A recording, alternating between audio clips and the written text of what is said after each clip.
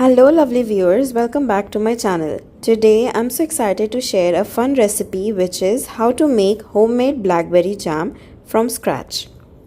This recipe is incredibly simple, requires just 3 ingredients and gives you the most delicious jam you have ever tasted. Slightly tangy, perfectly sweet and absolutely perfect to spread on toast for breakfast. Let me tell you a little story before we get started.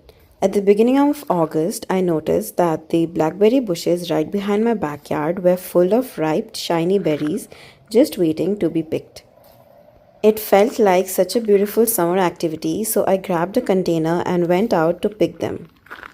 There's actually a huge blackberry bush back there, and to my surprise, I wasn't the only one enjoying this seasonal treat. I saw lots of neighbors and even kids with their families picking berries too. It turned out into this lovely, quiet community moment where everyone was enjoying the fresh air and gathering berries together. Throughout the entire month, I made it a little ritual to go out every few days and pick fresh blackberries in small batches. Once I bought them inside, I made sure to wash them really well in slightly warm water. This step is crucial because it helps eliminate any small bugs, dust, or leaves that may be hidden in the berries. I would gently swirl them around so they wouldn't get crushed and then pat them dry carefully. After that, I stored them in the freezer in a big container. Freezing them right away keeps them fresh and juicy until I'm ready to use them. And honestly, it also makes the jam making process a lot easier later because the berries release their juice so nicely when cooked from frozen. Once I had my berries ready, it was finally time to start making the jam. I took about 6 cups of those gorgeous blackberries and added them to a large pot. Next, I squeezed in about 3 tablespoons of fresh lime juice. This not only brightens up the flavor of the berries but also helps the jam set nicely. The lime juice also acts as a natural preservative, which means your jam will stay fresh for a longer time without losing its flavor. For the sweetener, I decided to use jaggery powder instead of regular sugar because it adds a lovely earthy caramel-like flavor that pairs beautifully with the blackberries. At first, I added 2 cups of jaggery powder and let everything start cooking down together. Later on, while the jam was simmering, I tasted it to check the sweetness. I felt it could use just a little extra, so I added 2 more cups of jaggery powder. Unfortunately, I didn't manage to record that part, but it made the jam taste just right. Perfectly sweet, but still letting that natural blackberry tartness shine through.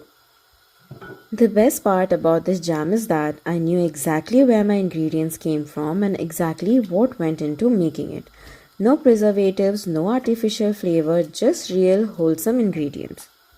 Plus, since I use jaggery instead of white sugar, it's much healthier option, rich in minerals and a lot more nutritious than store-bought jam. From here, all you need to do is keep stirring occasionally and let the mixture bubble away on a medium flame until it thickens to your desired consistency. This part takes a little patience, but it's worth it. You will see the berries slowly breaking down and turning into a glossy, deep purple jam. If you feel like your jam is taking a bit too long to set or you prefer a slightly thicker texture, you can add 1 tablespoon of cornstarch.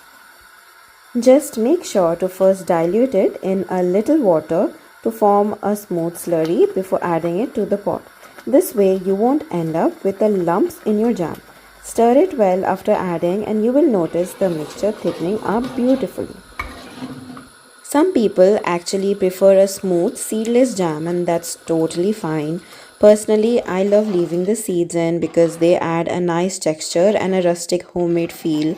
But if you're someone who likes a smoother spread, here's what you can do.